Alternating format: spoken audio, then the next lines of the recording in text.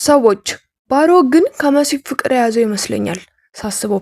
እስኪ ልብ ብላችሁ ከሆነ በቃ እሷ ስትመጣ ሳያስበው ሙዱ ይቀየራል። ያ ጭንቀታም ልጅ ወደ ደስተኝነት ይለወጣል።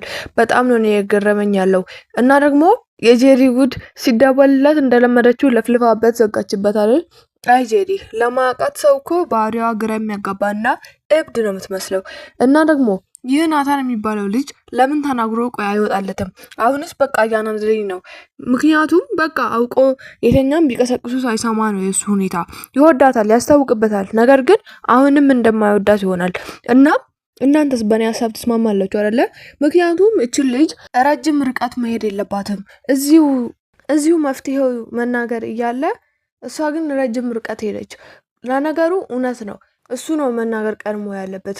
ስለዚህ አይ ናታን በጣም ነው እሱ ልጅ የሚያናድደውና እናንተ በእኔ ሀሳብ የምትስማሙ ከሆነ ቪዲዮ ላይክ እና ሰብስክራይብ በማድረግ ግለጹ። የማትስማሙ ከሆነ ደግሞ ኮመንት ላይ ሀሳብ አስተያየታችሁን ንገሩኝ። እኔ የሁላችሁንም መስማትና ማንበብ ስራዬ